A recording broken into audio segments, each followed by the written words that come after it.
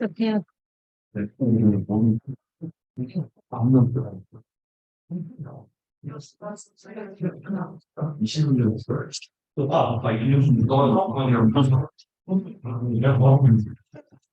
고마워.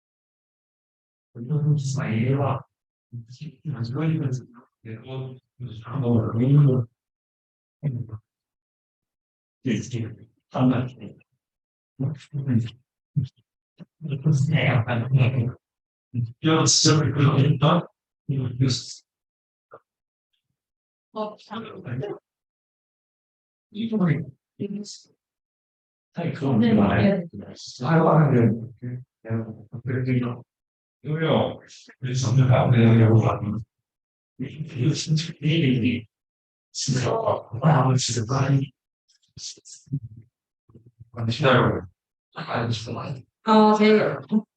네, 여러분, 저희 5월 4일 세션 시작하도록 하겠습니다. 다들 중간고사 잘 마무리하고 오셨는지 모르겠네요. 네.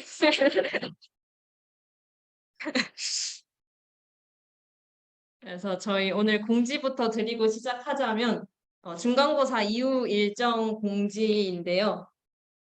네, 다음과 같습니다. 그래서 5월 4일에 오늘은 EDA랑 모델링 세션을 진행할 예정입니다. 그리고 앞으로 한 달 동안 진행할 파프에 대해서 소개해 드릴 예정입니다.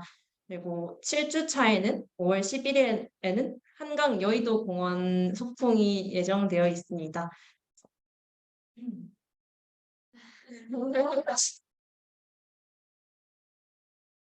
많이 참여해 주셨으면 좋을 것 같고요. 그리고 그 주에 토요일인 5월 13일에 후기 교류 행사가 진행될 예정이죠. 다음 8주 차에는 파이널 프로젝트 중간 발표가 있을 예정입니다. 이후에 25일 날 대동제로 한 주 쉬어간 다음에 6월 1일 날 저희 23년도 1학기 ESC 세션을 마무리하고자 합니다. 다들 기억해 주시면 좋을 것 같고, 그 다음에 공모전 요즘에 많이 올라오길래 2개 정도 더 소개해 드리려고 합니다. 그래서 이것도 잡담방에 올려드릴 예정이니까 관심 있으신 분들은 참여 표시해 주시면 될 것 같습니다. 그래서 여러 공모전 중에서도 데이터가 주어진 공모전 2개를 가지고 와봤고요. 그 첫 번째가 날씨 빅데이터 공모전. 다들 확인해 보시면 좋을 것 같고, 공모 주제는 2가지가 있는데요. 그래서 첫 번째는 기상에 따른 계절별 지면 온도 산출하는 프로젝트. 두 번째는 기상에 따라서 선박 닭끌림 예측하는 프로젝트입니다.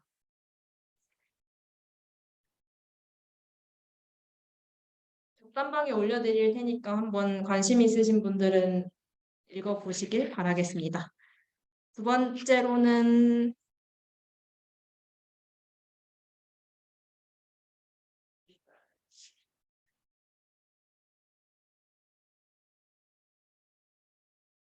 두 번째로는 제11회 산업통상자원부 공공데이터 활용 비즈니스 아이디어 공모전인데요. 이름은 아이디어 공모전이지만 분석 과제가 주어져 있고 데이터도 대부분 다 주어진 과제들입니다. 그래서 이것도 마찬가지로 관심 있으신 분들은 확인해 보시면 좋을 것 같습니다. 마감일은 7월 10일이라고 되어 있습니다. 마지막 공지인데요. 저희 다음 주 목요일에 한강 여의도 공원 소풍이 예정되어 있습니다. 네, 아직 자세한 공지는 나오지 않아서 월요일에 공지방에 올려드리도록 하겠습니다. 네, 다들 많이 참여해 주셨으면 좋을 것 같습니다. 그러면 공지는 이렇게 마무리하고 오늘 세션 EDA랑 모델링 시작하도록 하겠습니다. 잠시만요.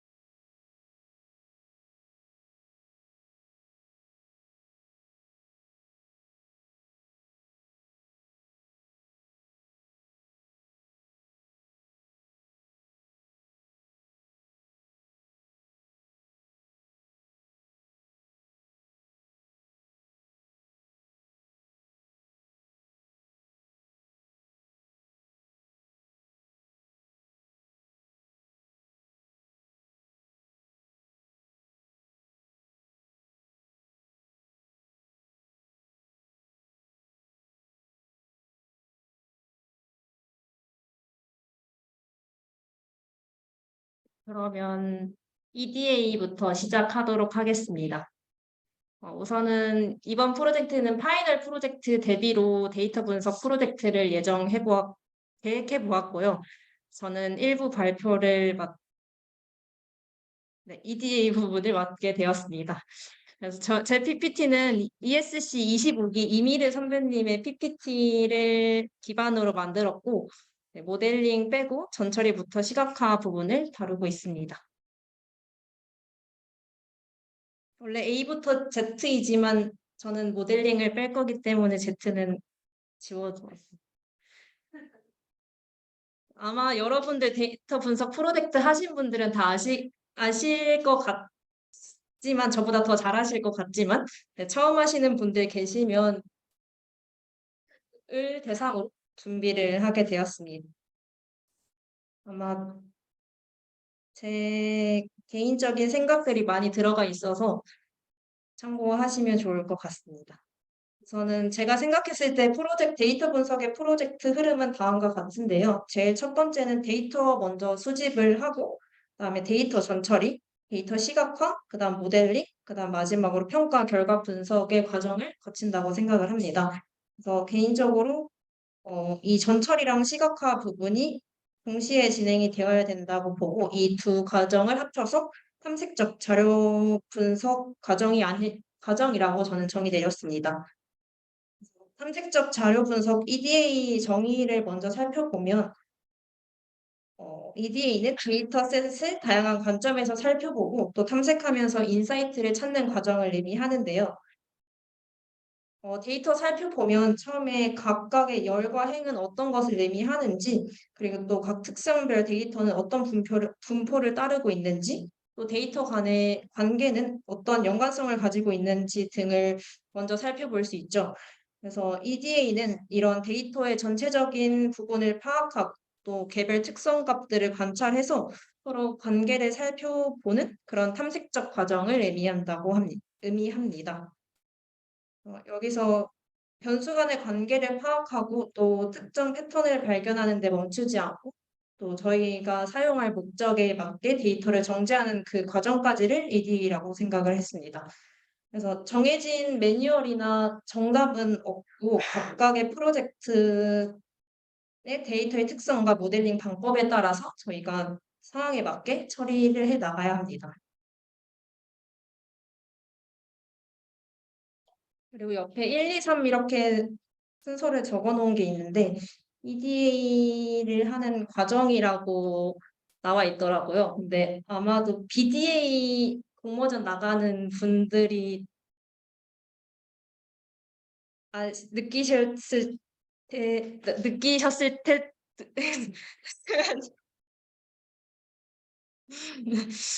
느끼셨을 텐데 그만큼 가설 세우는 게 중요하고 또 데이터 탐색해서 이 가설이 맞는지 틀리는지를 파악하는 과정까지 그 부분을 중요하게 보는 게 아닐까라는 생각이 들었습니다. 들어와서 가져왔습니다. 그러면 데이터 전처리부터 시작하도록 하겠습니다. 데이터 전처리는 데이터 분석 및 처리에 적합한 형태로 만드는 과정을 총칭하는데요. 대부분의 일반적인 데이터는 비어있는 값들이 많고 또 정합성이 맞지 않는 경우가 대부분입니다. 그래서 아무리 좋은 도구나 분석 기법을 써도 품질이 낮은 데이터로는 좋은 결과가 얻기 어려운데요. 그래서 이런 걸 걸비지 아웃이라고 표현을 한다고 해서 가져왔고, 그래서 저희는 데이터 전처리를 결측치를 처리하고 이상치를 탐색하고 또 중복값을 제거하고 데이터 인코딩 거치고 스케일링하고 통합하는 다양한 전처리 방식을 통해서 저희가 목적으로 하는 데이터셋을 만들어 나간다고 보면 될 것 같습니다. 그래서 학습 데이터셋이랑 평가 데이터셋이 동일한 목적을 가지면 반드시 함께 데이터 전처리가 진행되어야 한다. 제일 첫 번째 결측치 처리부터 살펴보면 데이터를 처음 받았을 때 결측치가 있는지 없는지를 먼저 판단해야 하고 또 NA 값으로 기록이 되어 있지는 않지만 또 빈칸이나 또 마이너스 1, 물음표와 같은 어떤 특정한 값으로 또 결측치가 처리되어 있는지 아닌지를 살펴봐야 합니다. 다음에 결측치가 전체 데이터 중에서 얼마나 비중을 차지하는지도 확인을 해야 하고 또 왜 이 데이터 수집에 있어서 결측치가 발생이 됐는지를 확인해 보아야 합니다. 저희가 결측치를 확인을 하면 어떻게 처리하는지에 대해서 보면 결측치 비율에 따라서 다르게 접근해야 하는데요. 결측치가 만약에 됐거든요. 만약에 10% 미만이라고 하면 행을 삭제해서 왜냐하면 적은 데이터이다 보니까 행을 삭제하는 방법을 사용할 수 있고 또 평균값이나 중앙값 그 데이터 이전의 값과 이후의 값들로 대치하는 방식을 사용할 수 있고 만약에 결측치의 비율이 10%부터 50% 사이의 값이 있다면 그 회귀 값에 따라서 값을 대체하는 보강법을 사용할 수 있고 모델 그 데이터의 분포가 어떻게 생겼는지에 따라서 모델을 기반해서 값을 채워 나갈 수도 있습니다. 그 라이브러리가 대표적으로 다음과 같고요. 만약에 50% 이상의 값이 결측치를 가진다라고 하면 데이터가 많이 없는 것이기 때문에 삭제해서 사용할 수 있습니다. 그래서 결측치를 막 평균값, 중앙값 어떻게 대치할 수 있는지를 알려면 그만큼 도메인 지식이 중요하다라고 생각을 하고 그 데이터가 어떤 데이터인지 또 왜 결측치가 발생했는지 등을 잘 파악하고 채워 넣으면 좋을 것 같다는 생각이 두 번째로 넘어가면 이상치 처리인데요. 결측치랑 다르게 관측치의 값이 전체 데이터 셋 중에서 가장 크게 벗어나거나 가장 작은 극단적인 값들을 이상치라고 정의합니다. 그래서 이상치가 있으면 데이터 평균도 크게 바뀌고 총합, 분산 등에 크게 영향을 주기 때문에 모델링 정확성에서도 감소 성능이 별로 좋지 않게 나오는데요. 그래서 이상치를 탐지하는 5가지 방법에 대해서 소개해 드리려고 합니다. 제일 첫 번째는 도메인 지식을 이용하는 겁니다. 저희가 아는 상식적인 거 이상의 값이 가진다면 이상치지 않을까라고 판별할 수 있을 거고 또 데이터 시각화를 통해서 확인해 볼 수 있을 것 같습니다. 두 번째로는 스탠더드 디비에이션인데요. 이거는 3시그마 규칙이라고 하죠. 그 정규화 과정을 통해서 이 3시그마 밖에 있는 값들은 아웃라이어로 살보겠다라고 하는 방식이고 이거는 수치형 데이터에서만 사용할 수 있습니다. 세 번째로는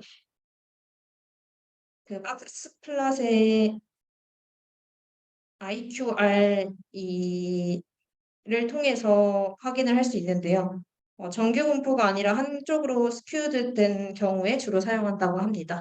그래서 데이터를 박스 플롯 그렸을 때 이 Q3에서 Q1을 뺀 이 값 이외의 값들은 이상치로 판별하는 과정이라고 보시면 될 것 같고, 네 번째로는 아이솔레이션 포레스트인데요. 이거는 결정 트리 계열의 기지도 학습 알고리즘으로 고차원 데이터셋에서 적합하다고 합니다.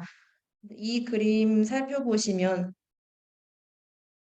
이렇게 트리가 깊어진 데이터들은 다 정상 데이터이고, 이렇게 상단에 이렇게 바로 분리된 데이터들은 이상치로 판별할 수 있는 처리 방법이라고 보시면 될 것 같고, 마지막 다섯 번째로 DB스캔은 밀도 기반 클러스터링 알고리즘으로 데이터 간의 거리를 측정해서 이상치를 판별할 수 있습니다.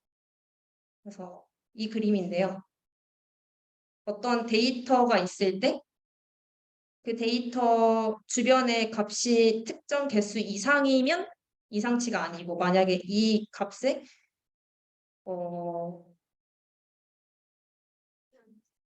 주변에 어떤 다른 값이 없다면 이때는 이상치라고 판별하는 것을 의미한다고 보시면 될 것 같습니다.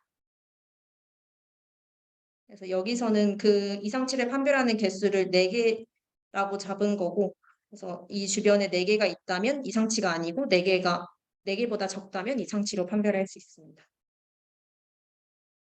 그 외에도 이상치를 판별하는 방법은 여러 가지인데, 그렇다면 어떻게 이상치를 처리해야 될지 살펴보면 삭제하는 방법이 제일 첫 번째 있을 겁니다. 근데 이는 아마 데이터를 지우는 것이기 때문에 올바른 방법은 아니라고 볼 수 있고, 두 번째로는 하한값을 정해서 그걸로 대체하는 방식이 있습니다.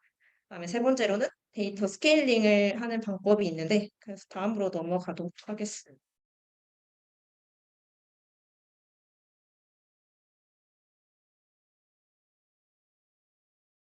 데이터 스케일링 전처리를 보면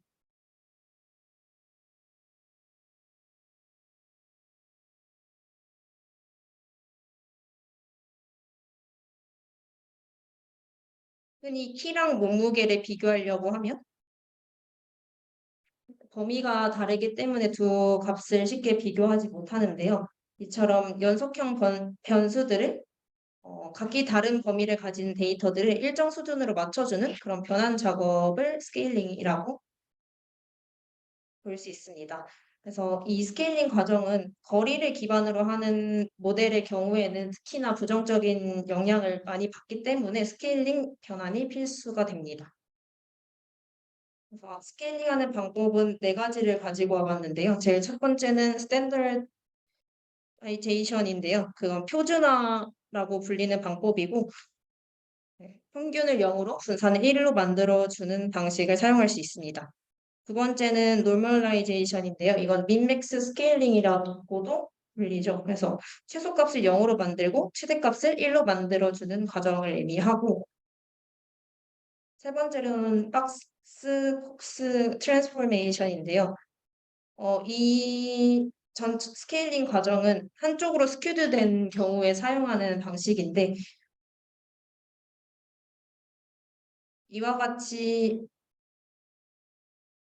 왼쪽으로 치우쳐진 데이터의 경우에는 데이터의 값들에 다 로그나 제곱근을 사용해서 정규 분포로 근사하도록 만드는 과정을 의미하고, 만약에 오른쪽으로 치우쳐진 데이터가 있다면 제곱이나 지수곱을 사용해서 정규 분포로 근사하도록 사용할 수 있습니다. 네 번째로는 로버스트 스케일인데요. 이거는 중앙값을 0으로 설정하고 IQR을 1로 스케일링하는 방식이고, 이상치 영향을 가장 최소화하게 해준다고 합니다.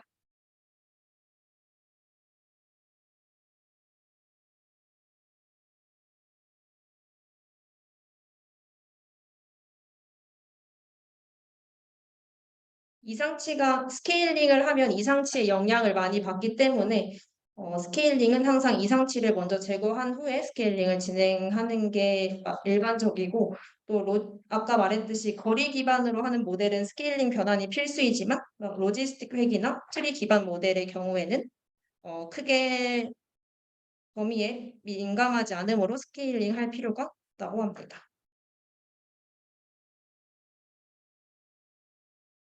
다음 전처리 방법으로 넘어가도록 하겠습니다.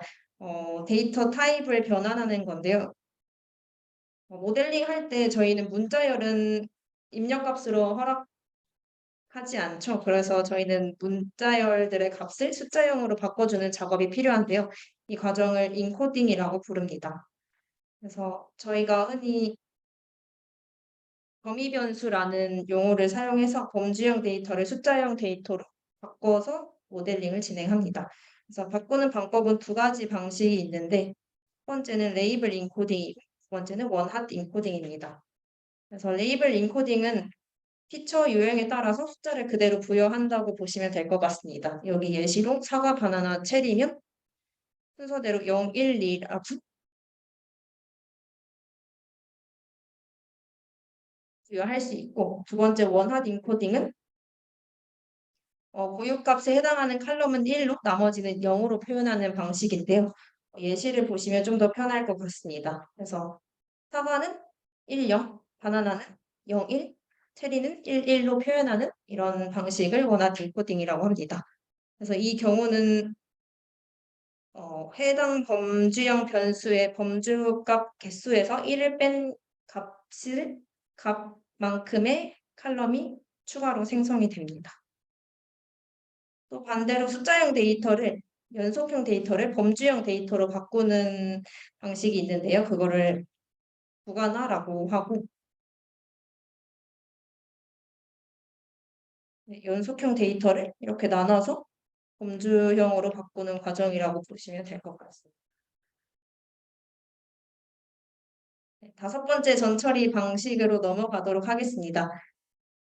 파생 변수를 생성하는 방식인데요. 파생 변수라고 하면 특정 변수들 간의 관계를 새롭게 조합해서 만드는 새로운 변수를 의미하고 저희가 직접 데이터를 섞어서 만드는 거기 때문에 주관적일 수 있고 또 그렇기 때문에 객관성이 필요하고 논리적 타당성이 요구된다. 그래서 야구 데이터를 하나 가지고 왔는데 OPS가 야구에서 타자들을 평가하는 방법 중에 하나라고 합니다. 저는 자세히 모르겠지만 OPS는 출루율 더하기 장타율로 계산할 수 있고 그 각각은 다음과 같은 식을 통해 계산할 수 있습니다. 그래서 해당 데이터를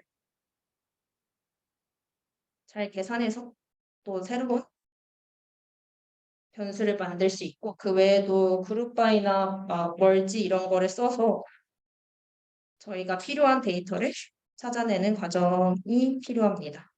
그래서 판다스의 함수들 잘 이용해서 유용한 변수들을 잘 추출해 보는 거야 합니다. 그래서 네. 그다음으로는 데이터 불균형일 때 어떻게 처리하는지에 대해서 살펴보고자 하는데요.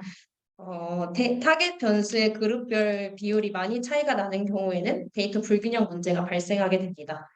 예로 이 이미지를 보면 0이랑 1로 이진 분류하는 문제에 있어서 0의 값이 99%고 1의 값이 1%의 데이터를 가지는 경우에 저희는 그냥 0으로 예측해버리면 정확도가 99가 돼버리죠. 그래서 이런 경우에는 어떻게 해결해야 하는지 살펴보고자 하는데요. 이러면 정확도가 아니라 우선은 평가 칙도를 F1 스코어로 바꿔 사용해야 하며 또 불균형하면 데이터를 균형 있게 맞춰주는 과정이 필요합니다. 그래서 소수 클래스의 데이터를 추가 수집하는 방식이 있지만 이거는 데이터를 한계가 있을 것이고 두 번째 샘플링 방법을 사용합니다. 그래서 첫 번째 언더 샘플링 방법을 살펴보면 이렇게 불균형인 데이터를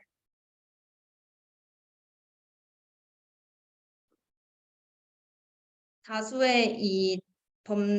범주의 이 데이터를 소수 클래스에 맞게끔 데이터를 줄여주는 과정을 의미합니다. 그래서 랜덤 샘플링 과정을 통해서 이 많은 데이터들을 이렇게 선택해서 줄이고요. 이거는 뒤로 넘어가서 살펴보고 그렇지만 이러면 데이터의 정보를 일부분만 사용하는 것이기 때문에 정보 손실이 되죠. 그래서 두 번째 방법으로는 오버 샘플링이 있는데요. 이거는 작은 클래스의 데이터를 늘리는 방식이라고 보시면 될 것 같습니다. 그래서 리샘플링 방식이 있고 네, 이 SMOTE라고 불리는 방식이 있습니다.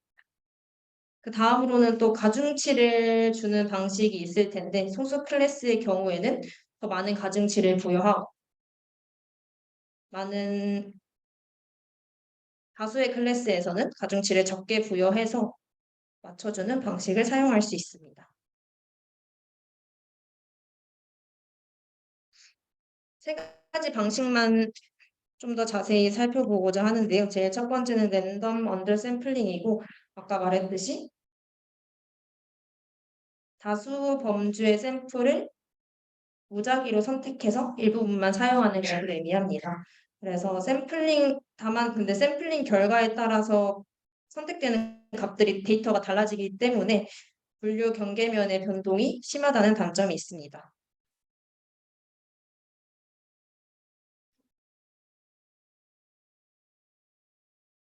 두 번째로는 토믹 링크스라고 라는 방식이 있는데요. 이 방식을 살펴보면 두 가지 범주에서 여기서 데이터 하나 뽑아서 그 데이터 두 개 중에 다중 범주에 속한 샘플을 지워버리는 것입니다. 그래서 만약에 이 두 샘플이 뽑혔다고 하면 이 파란색이 더 많은 개수를 가지기 때문에 이 파란색을 지워서 개수를 맞춰주는 것을 의미하고 이 방식은 결국에 얘네들의 사이의 값에서 데이터가 빠지는 것이기 때문에 다수 범주의 데이터 중심 분포는 유지할 수 있다는 장점이 있습니다.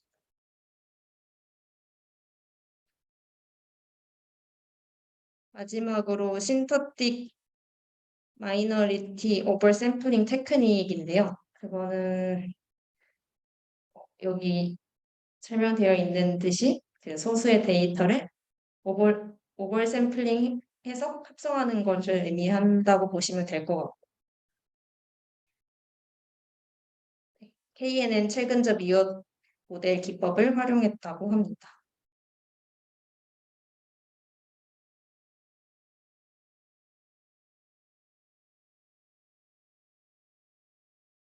그러면 두 번째 데이터 시각화로 넘어가도록 하겠습니다. 여기까지 오면은 거의 다 끝나보고요. 그래서 데이터 시각화는 데이터 개수에 따라서 변수의 종류에 따라서 가능한 그래프가 이렇게 나타나는데요. 이거는 상황에 따라서 그래프를 그려보시면 될 것 같고 대표적인 파이썬 라이브러리 시각화는 이렇게 두 가지를 매스플랫립이랑 시본을 들 수 있죠. 그래서 여기 링크 자세히 들어가면 코드 설명이 잘 되어 있으니까 참고하시면 좋을 것 같습니다. 제일 첫 번째는 요약 기초 통계고요. 기초 통계를 쉽게 확인할 수 있고 그다음에 시각화로 넘어가서 연속형 데이터부터 살펴보면 히스토그램이랑 데ን시티 플롯을 그릴 수 있는데 이 그래프를 그리면 분포 모양은 어떤지 또 한쪽으로 치우쳐져 있진 않은지 또 아웃라이어가 있진 않은지를 확인해 볼 수 있습니다. 그래서 만약에 한쪽으로 치우쳐졌고 아웃라이어가 있다면 앞서 했던 전처리 과정으로 다시 돌아가서 전처리를 해야 하겠죠. 다음으로는 라인 플랫이랑 스캐터 플랫을 그릴 수 있는데요. 특히나 시계열 데이터에서는 시간에 따라서 어떻게 추세가 달라지는지를 확인할 수 있고 또 독립변수랑 종속변수의 상관관계를 확인할 수 있습니다. 두 번째로 범주형 데이터로 넘어가면 바차트랑 파이차트를 그릴 수 있을 텐데요. 이걸 그리면 데이터가 불균형 되어 있는지를 확인할 수 있을 거고 그다음에 박스플랫, 모자이크 차트 등을 그릴 수 있습니다.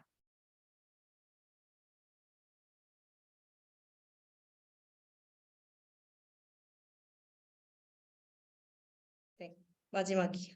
그래서 상관관계를 확인하는 두 변수 사이의 관계를 확인할 때 사용하고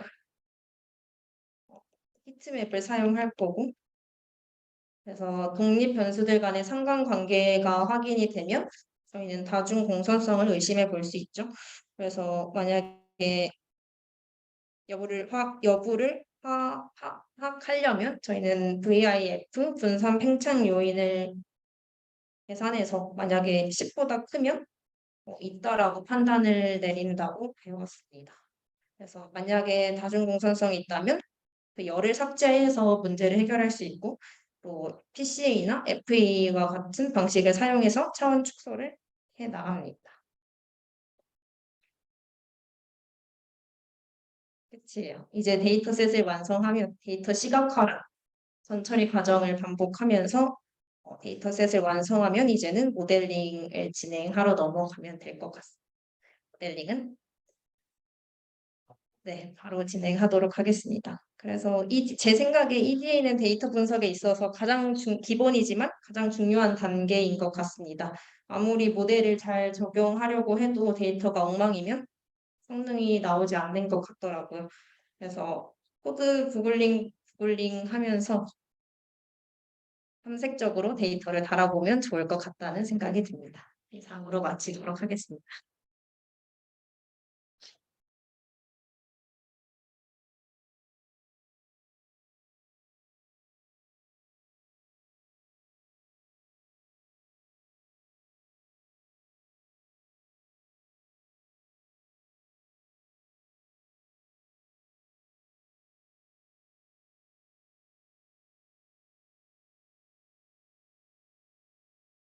네, 모델링 파트 바로 시작하도록 하겠습니다. 네, 모델링 파트를 맡은 부학회장 이재환이고요. 목차는 다음과 같은데요. 여러분이 앞으로 토너에 구해 될 녀석들이라는 점 알아주시고요. 그 다음에 사실 제가 이 발표에서 좀 소개시켜 드리고 싶은 부분은 마지막 하이퍼 파라미터 최적화 부분인데요.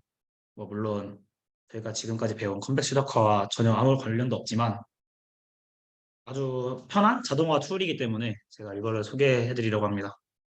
그래서 사실은 이제 머신러닝과 딥러닝이라고 이렇게 목차를 나누는 게 아주 말이 되는 분류는 아니거든요. 왜냐하면 이게 보이시는 이 그림이 흔히 약간 혼동하는 AI, 머신러닝, 딥러닝에 대한 그 구분을 좀 해준 그림인데요. AI의 경우 어, 머신러닝보다 크게 그려져 있는데 그 이유가 뭐냐면 좀 되게 개념적인 측면까지 포함하고 있는 되게 좀 그러니까 추상적인 내용도 포함하고 있는 그런 개념이라서 AI가 좀 더 큰 범주에 들어가고요. 그 AI를 뭔가 실제로 구현하는 하나의 방법이 머신러닝이 되는 거고 그 머신러닝 내부에 속하는 게 또 딥러닝인데요.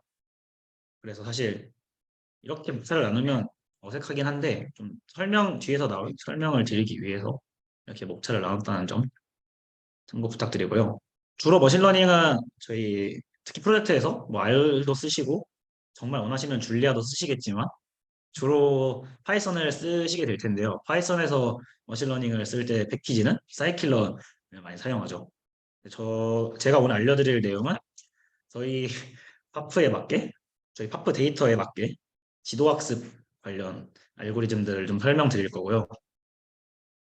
가장 흔히 쓰고 쉽게 쓰고 해석도 쉽고 분류 문제 풀고 싶으면 로지스틱으로 바꾸고 오버피팅 방지하고 싶으면 리치 쓰고 거기에 뭐 또 추가하고 싶으면 라쏘 쓰고 라쏘에다가 리치 합치면 엘라스틱 넷이 되고 혹은 뭐 더 확장을 하고 싶다. 그러면 뭐 GLM 같은 개념까지 도입을 할 수가 있는 그런 리그레이션 모델 저희가 뭐 쉽게 배울 수 있는 그런 통계 모형이고요. 그 다음에 서포트 벡터 머신인데요. 이게 학기 중에 아주 어렵게 개념을 배웠지만 사실 사이클런으로 코드 한 줄 쓰면 모든 기능을 구현을 할 수가 있습니다. 그리고 사실 SVM 같은 경우는 처음 아마 연구대에서 나온 논문이 1995년에 나온 논문일 거예요. 아주 최신 모델이고 생각보다 성능이 아직도 잘 나옵니다. 터널만 잘 고르면 여전히 좋은 성능을 발휘하는 그런 알고리즘이고요. 그다음에 디시전 트리는 아주 단순하고 쉽고 그리고 유용한 모델입니다.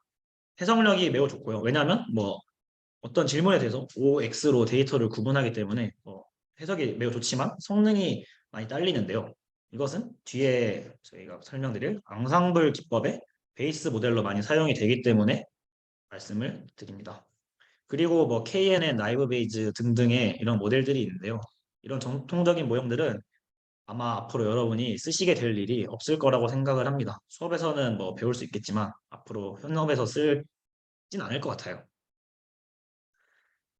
네, 그래서 그 사이클론을 좀 쓰는 과정에 대해서 설명을 드리려고 하는데요. 그 전에 먼저 데이터를 전처리하고 EDA하고 이런 부분에 대해서 학회장님이 잘 설명을 해주셨고요. 그리고 추가적으로 설명드리고 싶은 부분이 특성공학이라는 부분인데요. 이게 뭐냐면 모델을 작동을 하고 그리고 모델의 성능을 향상을 하기 위해서 이 피처를 잘 다루는 것이 매우 중요한데요.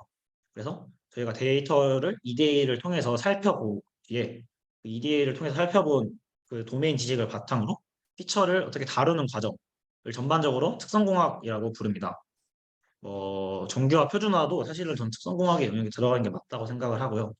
텍스트 데이터 같은 경우에는 벡터화를 해줘야 되고, 그다음에 범주형 데이터도 뭐 원활 인코딩이나 아니면 요즘 잘 나오는 그런 인코딩 기법들을 통해서 변환을 또 해줘야 되고요. 그다음에 피처 간에 상관관계가 있을 수도 있고, 그리고 어떤 피처는 설명력이 약할 수도 있고, 그런 경우에 특성을 선택을 하거나, 혹은 제외를 하거나, 아니면 뭔가 중요한 특성이 있다 싶으면 그걸 만들어주거나, 아니면 뭐 변환을 해주거나, 이런 과정들이 전반적으로 필요하고요. 이걸 특성공학이라고 합니다. 그래서 이런 과정까지 거쳐서 이제 준비가 다 완료가 되면 이제 모델을 학습을 하게 되겠죠. 그래서 내가 쓰고 싶은 모델을 먼저 정합니다. 여기서는 이제 리치 클래시파이어라는 사이클럿 모델을 쓴 거고요. 그래서 이렇게 모델을 정하고 이렇게 호출을 해줘요.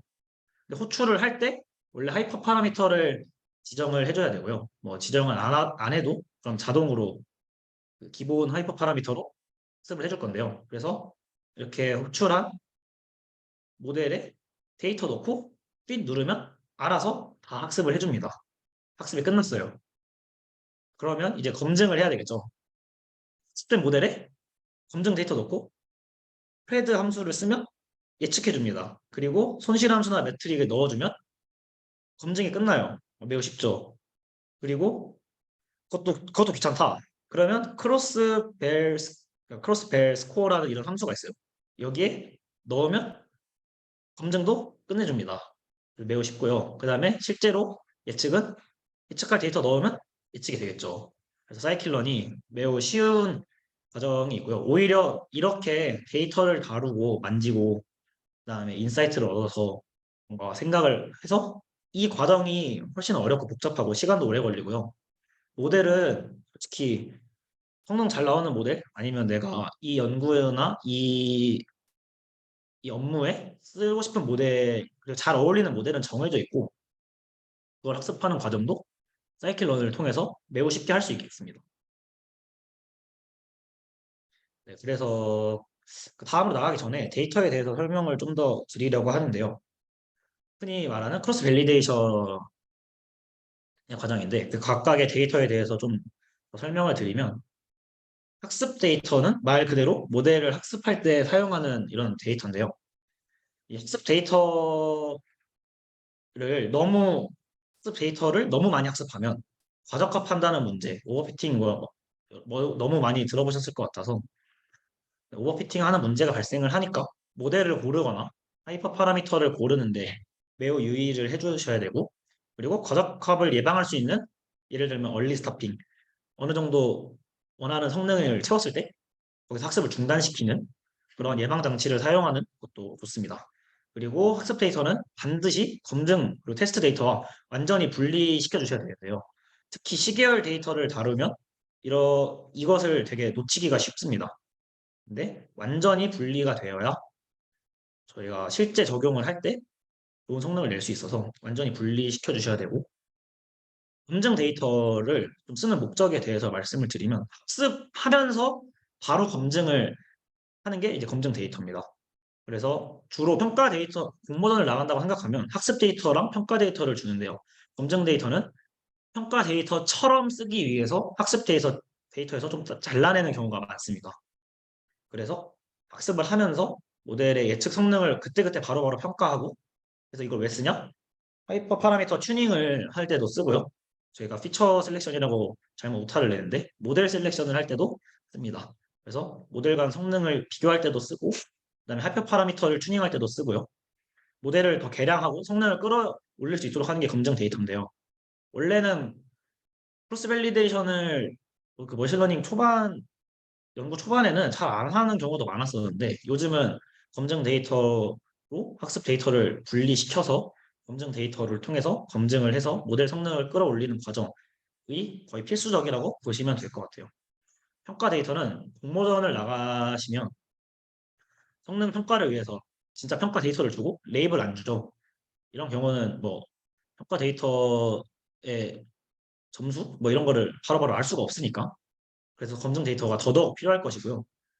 뭐 연구 같은 데서 평가형 데이터로 레이블이 있긴 한데 이런 경우에는 주로 다른 모델이나 베이스 모델과 실제 예측 성능을 비교하는 목표로 쓰지만 어쨌든 이게 진짜 평가형 데이터고, 이러한 진짜 평가형 데이터처럼 작동을 하면서 학습 과정에서 모델의 성능을 끌어올릴 수 있게 해주는 게 검증 데이터다.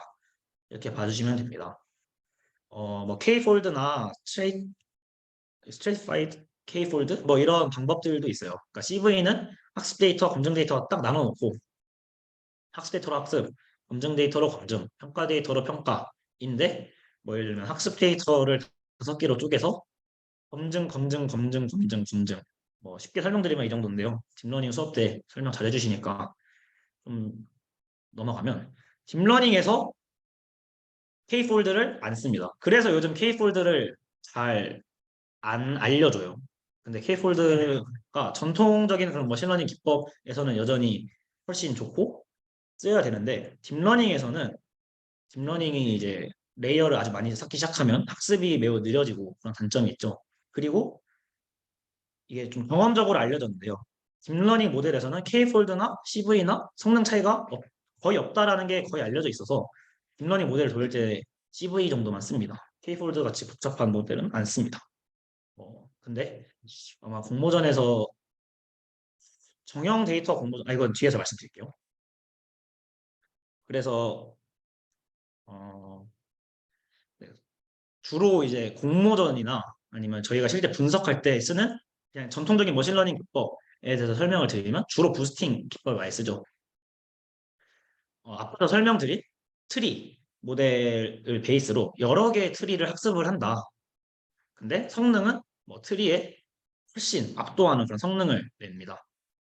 이런 쉽고 간단하지만 성능은 좋지 않은 모델들을 여러 개를 쌓아가지고 하나의 좋은 모델을 만드는 걸 이제 앙상블 기법이라고 하는데요. 그 중에서도 성능은 거의 웬만한 데이터에서 부스팅이 가장 우수한 성능을 내고요. 그리고 저희가 뭐 트리가 주로 많이 쓰인다고 말씀드렸지만 쉽고 간단하지만 성능 좋지 않은 모델 아주 많아요. 이 모델들을 어떤 걸 써도 상관은 없습니다. 하지만 트리를 추천드리는데 이 작게 써놓은 내용이거든요. 디시전 트리의 장점인데요. 디시전 트리는 뭐 주로 거의 OX의 질문을 던지거든요. 그렇기 때문에 아웃라이어가 아무리 큰 게 있어도 그 아웃라이어에 끌려가지 않습니다. 모델이 로버스트하다는 그런 장점이 있고요. 그리고 단점인데 분산이 매우 큰 모델이에요. 그래서 그런 단점이 존재하는데 오히려 이것을 여러 개를 쌓으면 이 아웃라이어의 로버스트하다는 장점은 살려지고 여러 개를 쌓으면서 분산이 높다는 단점은 오히려 죽일 수가 있어서 디시전 트리를 많이 사용하고요. 앞으로 여러분도 아마 부스팅에서 그냥 트리만 쓰시게 될 거예요. 이 외에도 베깅이나 랜덤 포레스트 같은 모델도 있는데요. 성능적으로 부스팅이 훨씬 더 우수하다고 알려져 있고, 그냥 간단하게만 설명드리면 베깅은 이런 식으로 데이터에 대해서 뭐 200번이라고 치면 200개의 트리를 각각 학습을 시킨 다음에 주로 얘네들한테 투표를 받게요. 그래서 얘네들의 투표로 최종 아웃풋이 결정된다. 이런 느낌이고요. 랜덤 포레스트는 이 데이터를 다 쓰는 게 아니라 이 데이터를 랜덤 추출합니다. 그래서 랜덤 포레스트고요. 부스팅은 데이터로 트리를 학습시킨 다음에 이 트리의 결과값을 로스 펑션 통해서 계산을 하고 로스 펑션을 계산하고 로스 펑션을 통해서 그레디언트도 계산하고 하면서 복잡하게 계산을 해요. 그래서 뭐 성능이 더 좋겠죠. 아무튼 부스팅을 추천드리고 많이 쓰시게 될 겁니다. 그래서 특히 캐글에서 가장 많은 웃음을 차지한다는 두 알고리즘이 좀 유명한 XG 부스터와 라이트 GBM이라는 알고리즘이 있는데요.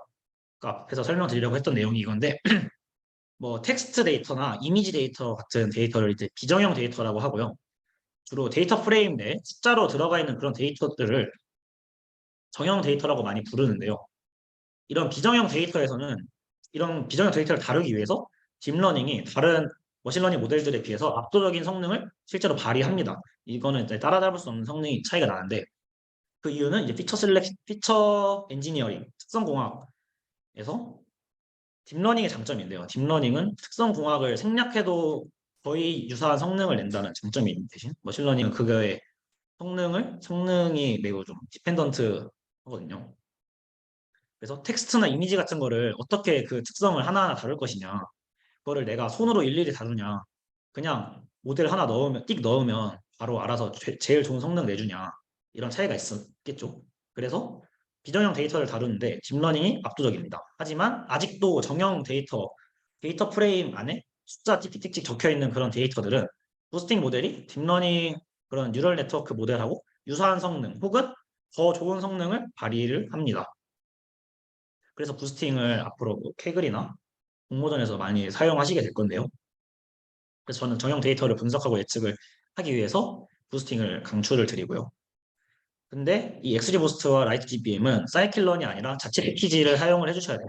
자체 패키지 링크가 걸려 있으니까 앞으로 사용하실 때 들어가서 API 읽어보고 이그젠플 읽어보시면 네, 쉽게 쓰실 수 있을 거고요.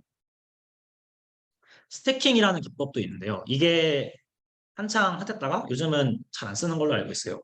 이게 왜 핫했냐면 캐글은 제가 데이터 분석해서 이 분석한 결과를 되게 잘 설명하고 이런 과정이 아니라 그냥 단순히 예측력 가지고 점수를 매기고 상을 주는 시스템이거든요. 그래서 아주 조금의 정확도라도 더 끌어올려야 입상할 수 있는 캐글에서 주로 많이 쓰이는 알고리즘인데요. 이런 원본 데이터가 있을 때 이 원본 데이터를 베이스 모델, 여기서 지금 모델 1, 모델 2, 모델 3라고 되어 있는 이런 모델로 먼저 예측을 해요. 그래서 예측된 데이터들이 있죠. 이 예측된 데이터를 다시 인풋으로 넣고 또 모델을 돌려요. 아주 복잡하죠.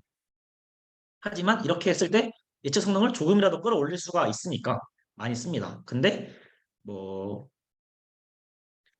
일단 최소 4개 이상의 베이스 모델, 여기서 3개로 되어 있는데 이게 4개 이상은 되어야 좀 다른 모델에 비해서 성능 향상을 기대할 수가 있고 실제로 성능 향상이 되는 것도 무조건 스태킹이 뭐 부스팅이나 다른 알고리즘에 비해서 좋다 이건 아닙니다. 그래서 그리고 만약에 베이스 모델이 4개 있으면 그 4개를 각각 학습하고 그 학습한 결과를 또 정리해서 걔로 또 모델 하나 돌려야 되겠죠. 아주 복잡하고 학습도 오래 걸리고 그런 알고리즘입니다. 하지만 캐글을 만약에 나간다 그러면 이런 더러운 짓을 해서라도 입상을 해야 되니까 뭐 이런 알고리즘을 쓴다 정도만 아시면 될 것 같고요. 어, 이제 딥러닝에 대해서 설명을 드릴 건데 딥러닝은 간단하게만 설명을 드릴게요. 그래서 여러 노드를 가진 이런 레이어들을 연속적으로 연결해서 쌓아나가는 모델이다. 근데 레이어 간의 연결은 쉽게 선형으로 한다. 그러면서 선형으로 하면서 활성화 함수를 써서 원하는 기능도 구현할 수 있다. 손실 함수를 기반으로 모델의 파라미터를 계속 에포크마다 업데이트한다. 그리고 네, 뭐 그런 모델이고요. 그래서 성능도 성능이지만 딥러닝의 가장 큰 장점은 확장성이다라고 설명을 드렸죠. 확장성이라는 게 앞서 설명드린 이미지 데이터에 적용할 수 있고 텍스트 데이터에도 적용할 수 있고 이런 여러 가지 비정형 데이터에 적용할 수 있다는 게 오히려 장점이라고 생각하고요. 예측 성능도 물론 좋지만 정형 데이터에서만큼은 저는 부스팅이 훨씬 나을 거라고 생각을 드려요. 왜냐하면 너무 무겁고 너무 오래 걸리고 설명력도 많이 부족한 모형입니다. 사실은. 그래서 저희가 데이터 분석하는 공모전은 주로 정형 데이터를 주는데 그런 공모전에서 저는 딥러닝 메리트가 좀 많이 떨어진다고 개인적으로 생각을 해요. 그래서 그런 공모전은 오히려 부스팅 같은 알고리즘이 아니면 성능을 높이고 싶으면 스태킹 같은 걸 갖다 써야 성능이 더 좋을 거라고 네, 생각을 하고요. 딥러닝에서 특히 요즘 핫한 게 뭐 챗GPT 이런 생성 모델이 있는데 생성 모델은 분석용이 아니기 때문에 설명에선 제외드렸고요. 이미지 데이터 분석하는 거 CNN, 시계열 데이터 분석하는 거 RNN, 시계열 데이터와 텍스트 데이터 둘 다 순차성이 있는 그런 순차성 데이터를 RNN으로 하고 요즘 핫하다고 하는 그래프 데이터를 분석하는 GNN 뭐 이런 정형적이지 않은 데이터, 텍스트 데이터나 시계열 데이터, 이미지 데이터, 그래프 데이터 같은 걸 분석할 때 딥러닝이 좋다. 정형 데이터는 딱히 추천하진 않는다. 이렇게 말씀을 드릴게요. 특히 CNN 같은 거는 이미 고인물이 좀 보일 대로 보여서 더 성능 향상을 기대하기도 힘듭니다. 뭐 아무튼 그래서 제가 이제 설명을 오늘 좀 집중적으로 드리겠다고 했던 하이퍼 파라미터 최적화에 관련해서 설명을 드리려고 하는데요. 하이퍼 파라미터 튜닝이 모델 성능을 결정하는데 되게 중요한 역할을 합니다. 적절한 하이퍼 파라미터를 찾고 설정을 해야 하는데 그동안 쉽고 많이 썼던 방법은 뭐 그리드 서치, 랜덤 서치 같은 알고리즘이 있어요. 예를 들면 이런 파라미터가 두 개 있는 모델이라고 했을 때 얘를 그리드 형식으로 점을 찍어서 찾아보는 거예요. 이 중에서 제일 좋은 하이퍼 파라미터를.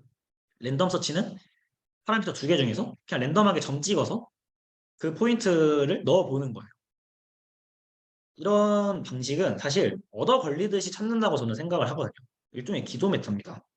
그래서 이건 찾는 건데 이렇게 찾는 게 아니라 내가 정하고 싶은 하이퍼 파라미터를 알고리즘에 의해서 알아서 찾아주면서 최적화까지 할 수 있는 그런 패키지들이 아주 많이 구현이 되어 있어요. 옵튜나라는 패키지도 있고 레이, 뭐 베이스워트, 뭐 이 외에도 뭐 보토치, 뭐 이런 알고리즘들, 뭐 이런 패키지들이 엄청 많아요. 심지어 오프 더 쉘프라고 해서 그냥 그때그때 필요하면 꺼내 쓸 수 있는 패키지들이거든요. 아주 쉽게 구현을 할 수가 있고 최적의 하이퍼 파라미터를 자동으로 찾아주고요.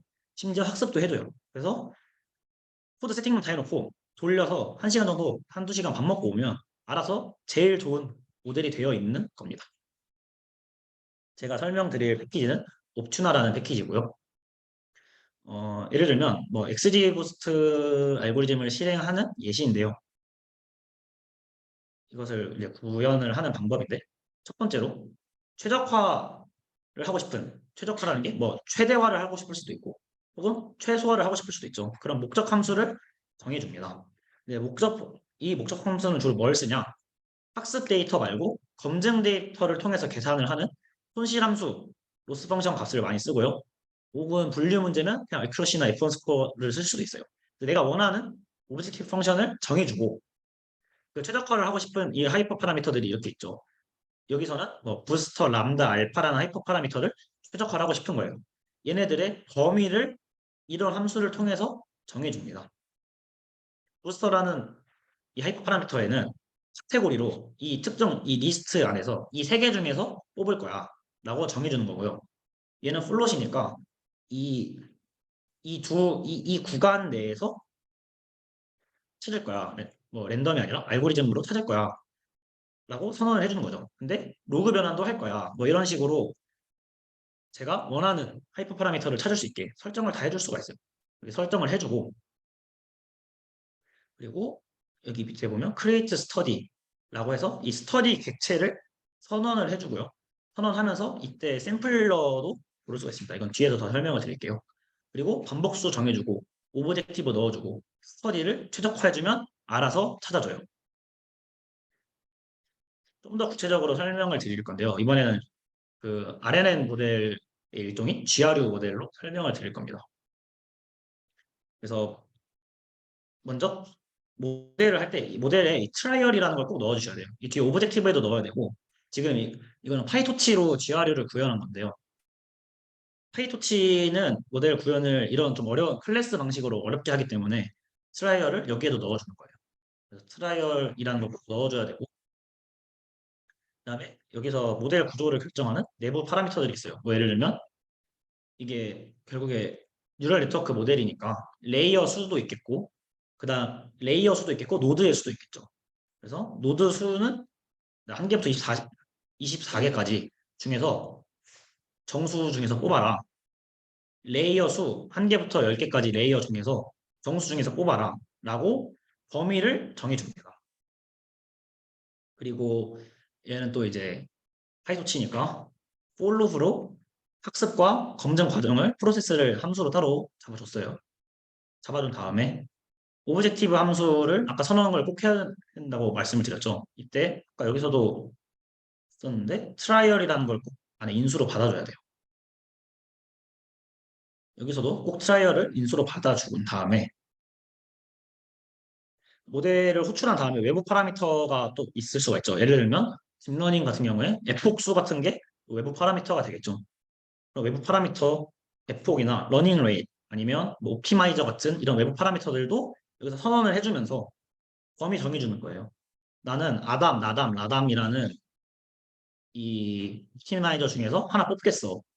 그리고 나는 러닝 레이트 이 구간에서 로그 변환해서 뽑겠어. 그리고 f폭 10개부터 10번부터 70번까지 중에서 정수 중에서 뽑겠어. 라고 외부 파라미터 범위를 정해줘요. 그 다음에 학습은 그냥 하고 지금 아까 검증 데이터를 주로 쓴다고 말씀드렸죠. 모델에서 학습하고 모델이 학습을 하고 그다음에 검증 데이터로 검증도 하고 그 검증된 값을 리포트를 해줘요. 리포트. 이 리포트를 해주면 이 매트릭 여기서는 매트릭을 그 검증 데이터의 로스 펑션 값을 쓴 거죠. 검증 데이터의 로스 펑션 그리고 학습의 이터레이션 수를 이 트라이얼에 보고해준다라고 봐주시면 돼요. 그래서 진짜 말 그대로 리포트 보고. 그래서 학습 데이터가 아니라 검증 데이터의 손실함수 값을 줄여야 그게 테스트 데이터에 적용이 됐을 때도 마찬가지로 좋은 성능을 내겠죠. 학습 데이터의 손실값을 아무리 줄여봐야 오버피팅만 나니까 실제 예측을 할 때는 좋지 않으니까 당연히 검증 데이터의 이 손실함수 값을 목적으로 주면 마지막에 샘플러 지정을 할 수가 있는데요. 샘플러마다 차이는 없습니다. 그래서 뭐 이건 없어도 되고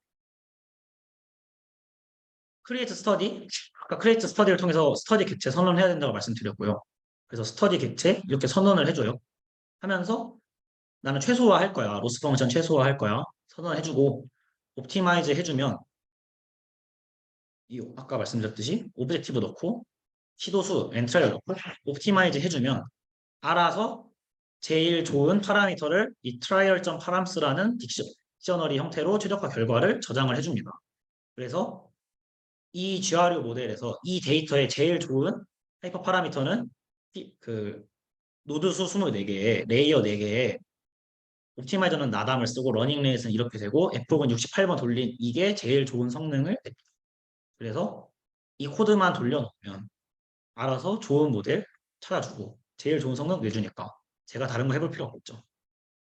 이것도 마찬가지로 옵추나 패키지 사이트가 있고요. 그 사이트에서 이그젠플하고 API랑 그리고 뭐 인스톨레이션부터 해서 되게 친절하게 한 스텝 한 스텝 다 설명을 해주거든요. 제 설명이 잘 아마 이해가 안 되셨을 것 같은데 그걸 검색해 보셔서 이번에 도 그렇고 앞으로 만약에 공모전을 나가시거나 뭐 2학기 비콘도 있고 그럴 때 쓰시면 되게 편할 거예요. 학습도 자동으로 해주고 찾아주는 것도 자동으로 해주니까. 네, 그래서 이 옵추나 같은 패키지 많이 이용하셨으면 좋겠습니다. 네, 끝났습니다. 뒷풀이 가면 될 것 같습니다. 고맙습니다.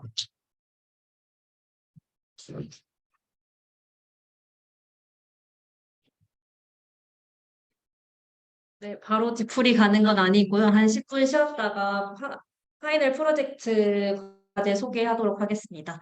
그러면은 13분까지 다시 모여주면 되겠습니다.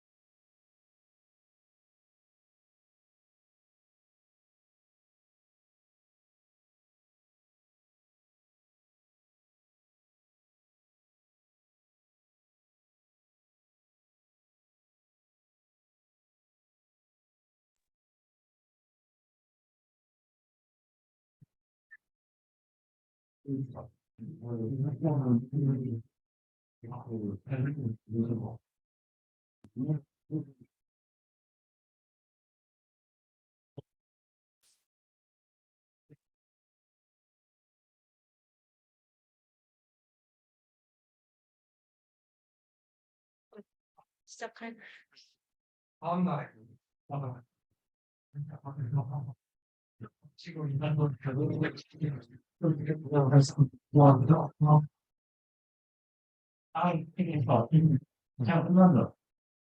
음, 파이널 프로젝트인데, 일단은 앞에서 EDA와 모델링에 대해서 설명을 해주셨고, 이제는 그걸 가지고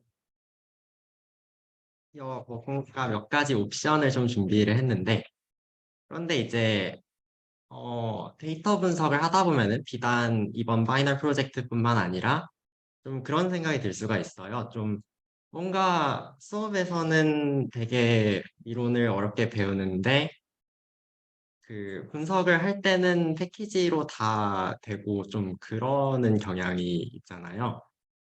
그래서 어떻게 보면은 이번 세션도 최적화 이론이란 거를 열심히 배웠지만은 그래서 이걸 왜 한 건가 좀 그럴 수가 있을 것 같아가지고 일단은 약간 총정리 느낌으로 세션 내용하고 데이터 사이언스를 조금 제 관점으로 연결을 조금 짓는 거를 간단하게 한번 하고 그 다음에 파이널 프로젝트 설명드리고 마치도록 하겠습니다. 일단은 어, 데이터가 막 있어요. 막 있는데 어떻게 있냐면은 우리가 어떤 머신러닝 모델을 피팅한다는 게 결국 머신러닝 모델을 훈련을 하고 그거를 어디다가 써먹겠다라는 거는 결국 어떤 데이터를 나한테 줘도 내가 학습시킨 모델이 그 데이터에 그 데이터를 분류를 하든 클러스터링을 하든 유의미한 결과를 항상 낼 수 있도록 하는 게 모델을 올바르게 트레이닝을 했다라고 할 수가 있는 거잖아요. 그런데 그 어떤 데이터가 뭐가 될 수도 있을 텐데 그래서 가능한 모든 데이터를 이제 어떤 필드에 다 모아놨다고 가정을 해볼게요. 그러면은 그 모아놓은 필드를 우리가 샘플 스페이스라고 해요. 무한개의 데이터가 뭐라고 해야 될까요? 잠재적으로 위치하는 그런 공간, 그거를 샘플 스페이스라고 부릅니다. 이 샘플 스페이스에서 우리가 샘플을 뽑죠. 그러니까 샘플이 주어지는 거죠. 데이터를 수집하는 거. 그게 n개가 주어졌다고 했을 때 그거를 샘플이 리얼라이제이션 됐다라고 그러고 이렇게 n 바이 그리고 이제 x가 벡터라고 하면 요게 p 차원이 될 거고 요게 y가 예를 들어 뭐 레이블이면은 1차원 해가지고 이런 식으로 x, y 페어가 이렇게 행렬로 막 주어져서 나타나겠죠. 그런데 우리가 이 샘플이 요 공간에 잠재적으로 존재를 하고 그거를 일부를 뽑은 거잖아요. 그런데 그 뽑히는 게 그냥 이제 막 뽑았다 쳤을 때 그거를 어떤 모집단에서 샘플링을 했다. 그런 관점으로 본다면 모집단에서 샘플이 뽑힐 확률이 그냥 IID하게 잘 뽑았다라고 치면은 모집단의 확률 분포랑 똑같겠죠? 그런데 그게 실제로는 잘 안 된다. 일단 거기서 출발을 하는 거예요. 만약에 얘가 그냥 정규 분포다 라고 치면은 아무 생각을 할 게 없어요. 그냥 샘플을 n개 뽑으면은 이게 정규 분포를 따르는 데이터일 거고 그럼 그거를 가지고 통계적 인퍼런스를 아무거나 해도 왜냐면 이상적인 데이터니까 잘 되겠죠. 잘 될 텐데 그게 안 될 수가 있는 게 데이터가 그냥 우리가 원하는 대로 전부 샘플링을 할 수 있는 게 아니라 사람들이 예를 들어 인터넷 사이트에 정보를 입력한 걸 기반으로 데이터를 수집을 해서 그거를 우리가 쓸 수 있는 데이터로 가지는 거고, 또는 뭔가 이제 데이터가 결집되어 있을 수도 있고, 또는 뭔가 편향이 발생할 수도 있고, 여러 가지 그런 이유 때문에 음, 우리가 데이터를 가지고 어떤 뭐 민이라던가 베리언스 같은 거를 에스티메이션 했을 때 이게 신뢰할 수 없다라는 라는 게 어떤 모티베이션이 될 거예요. 그래서 샘플이 IIT 가정을 만족하는가? 만족하면은 신경 쓸 게 없고요. 만족을 안 하면, 만약에 만족을 안 한다면 어떻게 되냐? 만든 모델이, 그러니까 우리가 N개 트레이닝 셋과 테스트 셋을 가지고 모델을 훈련을 했을 때 그거를 새로운 데이터, 그러니까 뭔가 새로 들어온 데이터에 대해서 모델한테 이거를 뭐 분류를 해보던가 뭘 해봐라 라고 시켰을 때 거기에 대해서 성능이 잘 나오지 않는다는 거예요. 그거를 제너럴라이제이션이 잘 안 된다라고 부르죠. 그거를 확률론적으로 보면은 왜 그러냐면은 새로운 데이터가 어떤 값으로 꼽힐 probability distribution이 있을 거고 새로운 데이터는 그냥 임의로 막 뽑히는 거니까 얘에 뭔가 분포가 있다고 쳤을 때 얘를 그대로 따르겠죠? 그런데 우리가 가지고 있는 데이터는 뭔가 문제가 있을 수 있다고 그랬어요. 뭐 편향이라던가 결칙이라던가. 그거를 그냥 그대로 썼을 때 그거의 분포는 얘의 true 분포가 아니라 뭔가 문제가 있는, 편향된 또는 정보를 다 쓰지 못한 그런 분포가 될 수가 있기 때문에 이거를 이제 바이아스드 데이터라고 부르거나 부르기도 하고 아니면은 이제 정보가 부족하다는 뜻에서 뭐 인포메이션 로스가 있다 뭐 그런 식으로 부릅니다.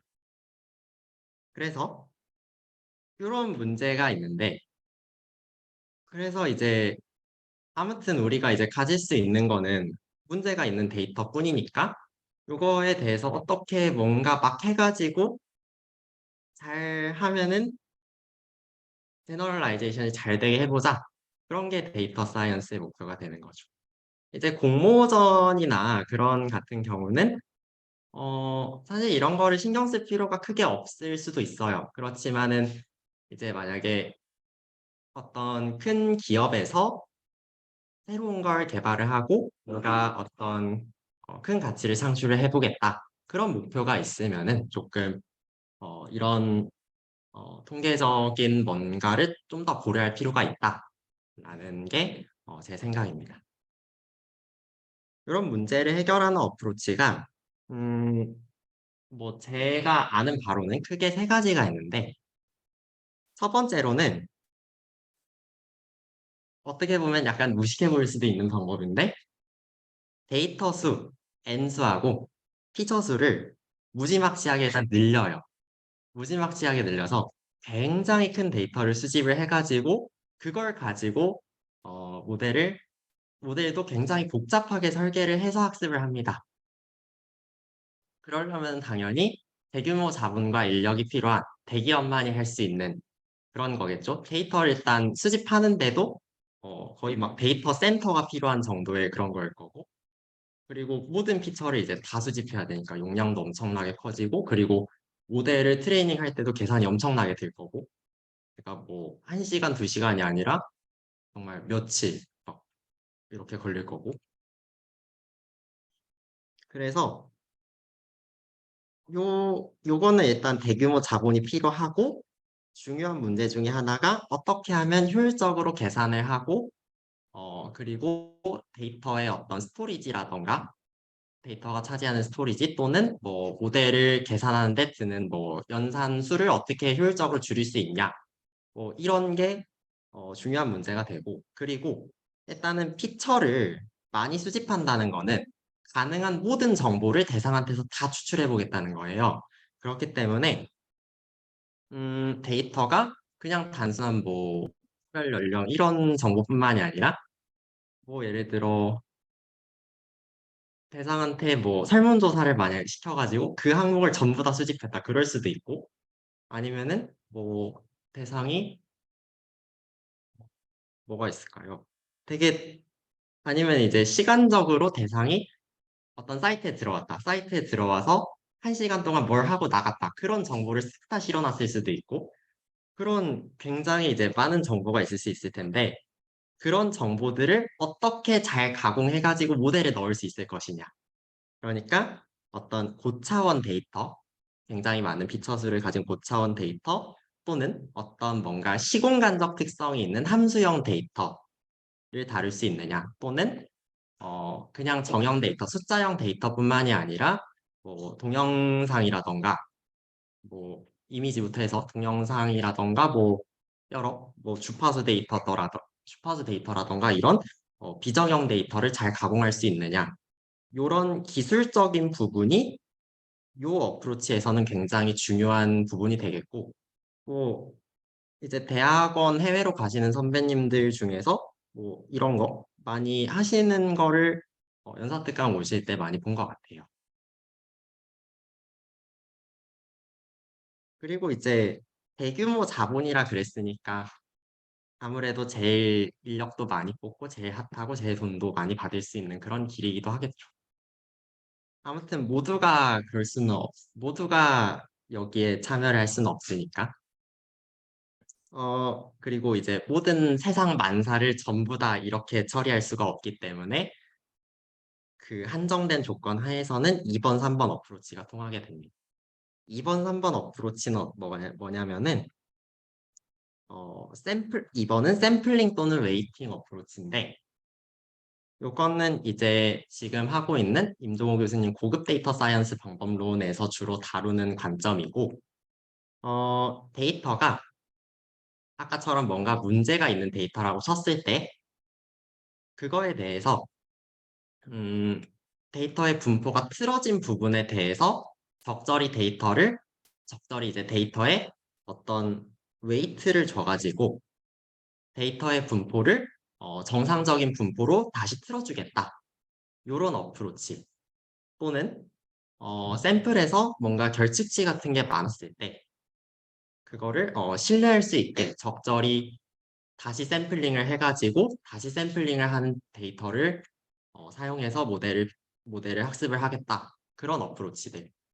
그런 어프로치들을 요 수업에서 배우긴 하는데 요 수업을 듣기를 추천을 드리진 않고 청강을 해보시면 나쁘지 않아요.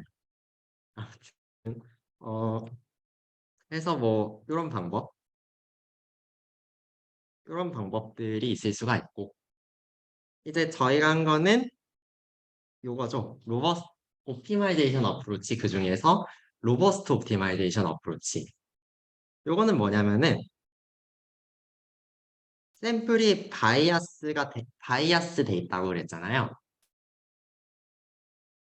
그런데 얘는 바이아스를 어떻게든 제거해 보겠다는 어프로치지만은 얘 같은 경우는 어느 정도의 바이아스가 있더라도 요거 이거를 이제 uncertainty라고 조금 일반화해서 부를 수가 있는데 요런 데이터가 들어와도 준수한 성능이 높은 확률로 보장되도록 모델 파라미터를 최적화를 해보겠다. 이런 관점이 로버스트 옵티마이제이션 어프로치라고 보시면 될 것 같아요. 그래서 이런 바이아스가 어떤 식으로 어떤 식으로 나올 텐데, 그러니까 데이터를 수집했을 때 바이아스가 어떻게 이제 나올 텐데, 그 바이아스에 대비해가지고 그걸 거기에 대비할 수 있도록 모델을 만들고 최적화를 하겠다라는 건데 그 uncertainty를 반영을 하면은 이제 말 그대로 불확실한 거니까 이거를 대체 어떻게 최적화를 해야 되냐 그런 문제가 생기는 거잖아요. 너무 경우의 수가 많으니까 요거를 반영할 수 있는 방법이 듀얼리티를 이용해서 요 굉장히 불확실한 문제를 디터미니스틱한 문제로 바꿔 가지고 모델을 최적화하면은 로버스트니스가 보장된다. 그리고 그게 어느 정도 로버스트하느냐라는 거는 여기 제 세션에서 약간 날림으로 넘어간 부분이긴 한데 맨 뒤에 보면은 이런 노테이션이 있어요. 뭐냐면은 음, 데이터가 이렇게 있고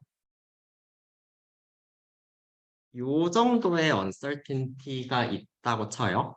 그러면은 실제 값이 요거라 쳤을 때 데이터가 리얼라이제이션 되는 거는 여기 안에 아무 점에서나 다 데이터가 관측이 될 수가 있다는 거예요. 이렇게 요 범위 안에서는 모델의 성능이 유의미하게 차이나지 않는다. 요거를 이제 이밸류에이션을 할 수가 있고 그거를 요런 노테이션으로 쓴다라고 세션 때 언급을 드렸었습니다.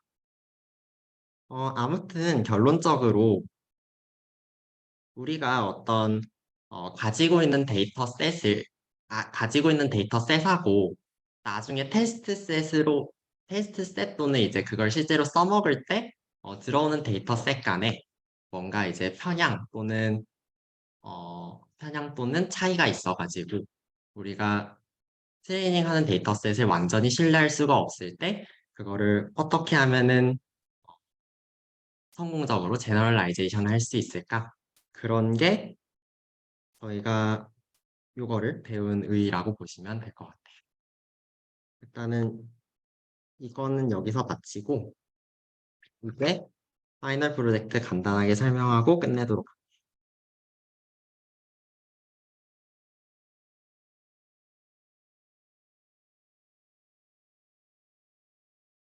할게요. 아직 안 나왔네요. 잠깐만요. 음. 프로젝트를 이원적으로 준비를 했는데요. 총 5종류예요. 3종류는 과제형 프로젝트고요. 2종류는 데이터 분석 프로젝트인데 과제형 프로젝트는 이제 세션 내용을 쭉 복습하시고 그리고 조금 더 생각을 하실 요소를 넣어가지고 총 3종류를 제가 만들었어요. 근데 크게 뭐 부담되게 만들지는 않았고 한 4~5명 정도 사람이 모였다 쳤을 때 한 하루 정도 충분히 고민하면 다 풀 수 있는 정도. 그래서 데이터 분석에 비해서는 오히려 부담이 적으실 수도 아니 아마 적을 것 같아요. 적을 것 같아서 아무튼 그래서 3개 중에서 조금 관심이 가는 거를 선택해서 해보셔도 되고요. 아니면은 뒤에서 설명드릴 데이터 분석 해보셔도 될 것 같습니다. 일단은 첫 번째를 보면은 첫 번째는 저희가 줄리아 세션 때 한 거하고 비슷한데 컨벡스 옵티마이제이션 문제를 그 패키지 이용해서 표현을 하고 그거를 풀어서 답을 내보는 그런 걸 했었죠. 그래서 그거하고 유사하게 문제를 총 4개를 만들어 놨는데 근데 이제 줄리아를 별로 안 좋아하시잖아요. 근데 근데 줄리아가 안 중요한 건 아니긴 해요. 왜냐면은 아카데믹 분야에선 줄리아를 진짜 많이 쓰거든요. 근데 이제 산업계에서는 아무래도 라이브러리가 조금 부족하다 보니까 좀 잘 안 쓰는 부분이 있는데 아무튼 그래도 알아두시면은 절대 나쁘지는 않을 거예요. 그렇지만은 그럼에도 불구하고 요 파이널 프로젝트 전체는 무슨 언어를 쓰시든 상관이 없습니다. 그래서 총 4문제를 열심히 풀어보시고 뭐 풀어보시면 될 것 같고 그 줄리아 세션에서 했던 내용 비슷한데 조금 더 생각할 요소를 넣어서 한 거라서 조금 연결돼서 잘 공부가 될 것 같아요. 쭉 복습이 될 것 같습니다. 그렇고 이제 2번은 저희가 옵티마이제이션 프로블럼 한 다음에 그 알고리즘을 조금 배웠죠. 그레디언트 디센트, 뉴턴 메소드, 그리고 이제 뒤에 좀 서브 그레디언트 메소드까지 배웠는데 그 중에서 서브 그레디언트는 넘기고 그레디언트 디센트하고 뉴턴 메소드를 프롬 스크래치로 구현해 보는 그게 이번 프로젝트예요. 뭐 프롬 스크래치로 한다 하니까 상당히 뭐 귀찮게 보이지만은 근데 뭐 사실 남들도 이제 다 해놓은 게 참고할 자료가 많기도 하고 그리고 이제 뭐 귀찮으면 이제 GPT한테 짜주라고 해도 되기 때문에 크게 부담은 없을 거고 데이터를 제가 zip 파일을 톡방에 보내드렸었는데 그거 열어보시면은 거기에 데이터도 포함이 돼 있을 거예요. 그 데이터를 불러오셔서 조금 전처리할 부분이 조금 있거든요. 카테고리컬 데이터 더미 베리어블로 바꾸는 거, 뭐 결칙치 조금 있는 거 채우는 거, 뭐 그 정도 있는데 그 정도 간단히 하신 다음에 리니어 리그레션 모델을 핏하는데 처음에는 리니어 리그레션 모델이 노멀 이퀘이션을 푸는 거잖아요. 리스트 스퀘어 메소드라는 게. 그거를 이제 패키지보다 조금 더 근본적으로 구현을 해볼 건데, 행렬 곱으로 해보는 건데, 이제 그냥 하는 게 아니라, 약간의 행렬 분해 테크닉을 넣어서 그렇게 해보는 거고, 요게 유용한 이유는 알고리즘을 내가 실제로 구현할 때 연산 속도를 효과적으로 높일 수 있기 때문에, 큰 규모의 데이터에 대해서. 그렇기 때문에 그거를 좀 해보는 거, 그리고 다음으로 그레디언트 디센트와 뉴턴 메소드로 해보는 거. 요거까지가 과제 타입 2번입니다. 3번 같은 경우는 저희가 미처 못 다룬 알고리즘 중에 중요한 거 두 가지를 한번 해보는 건데 스스로 해보는 건데 스토캐스틱 그레디언트 디센트하고 코디네이트 디센트라는 알고리즘을 스스로 학습해서 구현해 보시는 그런 게 타입 3번이고요. 얘 같은 경우는 데이터를 뭐 따로 불러올 필요 없이 그냥 시뮬레이션 형식으로 생성해가지고 그냥 알고리즘만 제가 써드린 거랑 참고자료 해가지고 구현을 해봐라. 그게 과제가 되고요. 구현하시기 뭐 마찬가지로 막 크게 어렵진 않아요. 기존 그레디언트 디센트와 뉴턴 메소드 코드가 있으면은 거기에다가 일단 조건을 추가해서 하면 되거든요. 그래가지고 요것도 그렇게 뭐 수식은 당장 보면 조금 복잡해 보이지만 실제로 보면은 크게 복잡하지는 않을 겁니다. 그리고 마지막으로 아까 모델링 세션에서 텐서플로우와 파이토치 했잖아요. 그래서 데이터를 생성한 거를 그거에 맞게 변형해서도 한번 해봐라. 그래서 뭐 결론적으로는 어떻게 되냐면은 얘, 얘, 얘, 얘에서 만든 결과가 싹 다 똑같다. 요게 3번에 예상되는 결과가 될 겁니다. 그래서 이렇게 과제형 프로젝트 해보시면은 될 것 같고 뭐 이게 그렇게 취향이 아니시다 하면은 데이터 분석을 해보셔도 돼요. 데이터 분석은 이렇게 두 개가 있는데 음, 얘 같은 경우는 사실 제가 선택한 데이터셋은 아니고 다른 회장단에서 선택한 데이터인데 어, 데이터 분석 같은 경우는 조금 뭐 기존에도 좀 그랬지만 그리고 저는 막 그렇게 좋아하는 방향은 아니지만 조금 알아서 해라 식으로 제시를 해드릴 거예요. 데이터셋을 가지고 우리가 이제 뭐 뭔가 목표가 있다고 치면은 그 목표에 맞게 적당하게 전처리를 하고 뭔가 모델을 정해가지고 잘 한번 해봐라. 약간 이런 식의 태스크가 되고 그 중에서 첫 번째는 요 자원 최적화라는 데이터셋인데 음, 데이터를 쭉 한번 링크 올려드렸으니까 보셔도 되고 제가 본 대로 설명만 드리면은 요게 아마 그 요거를 예측하는 것 같아요.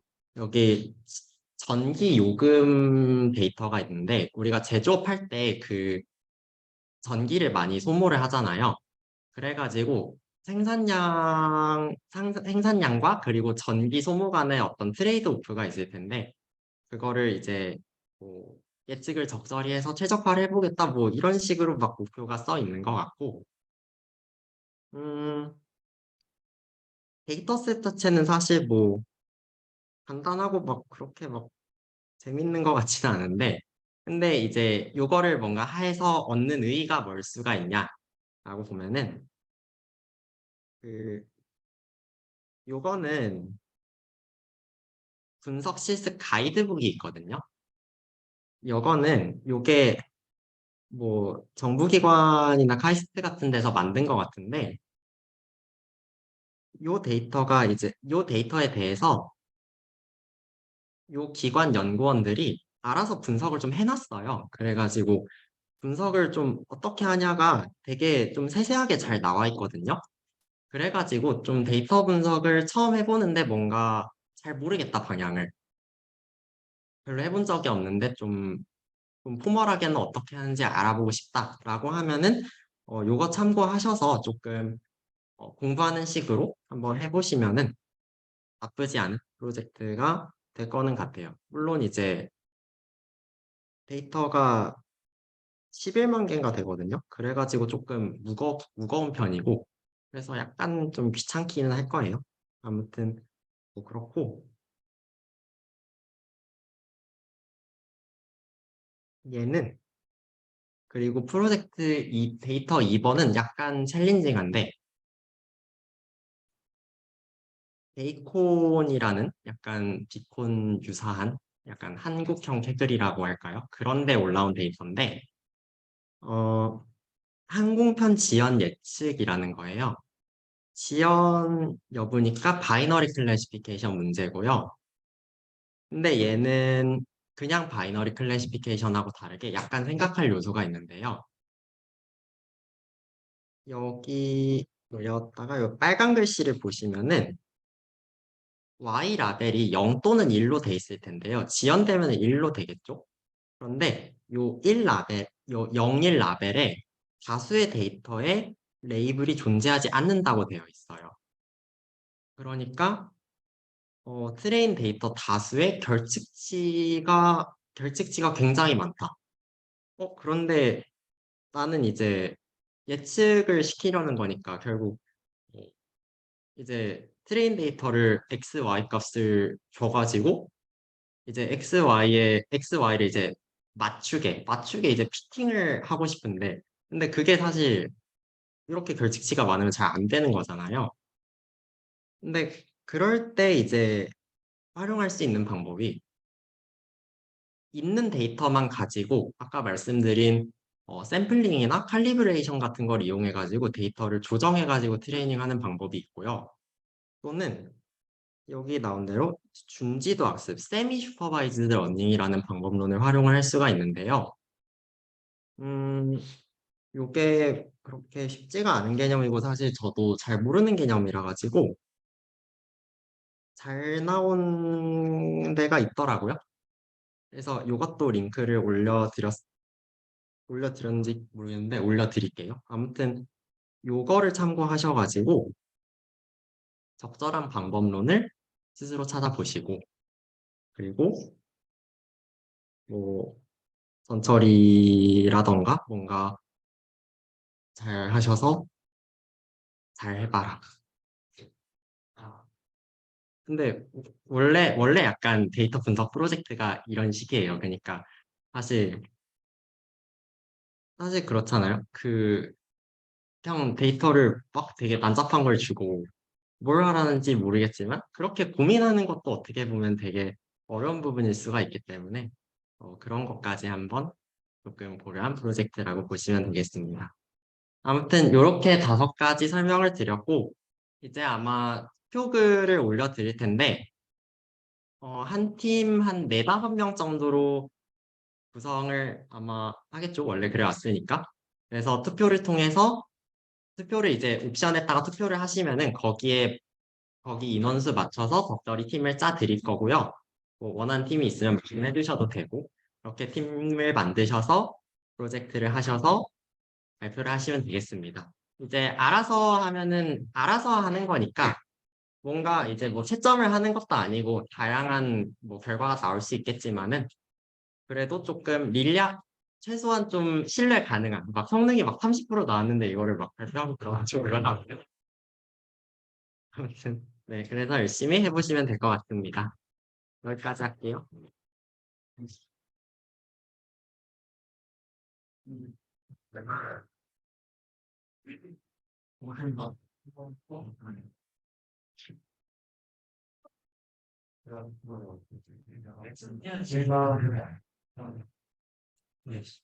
돼요?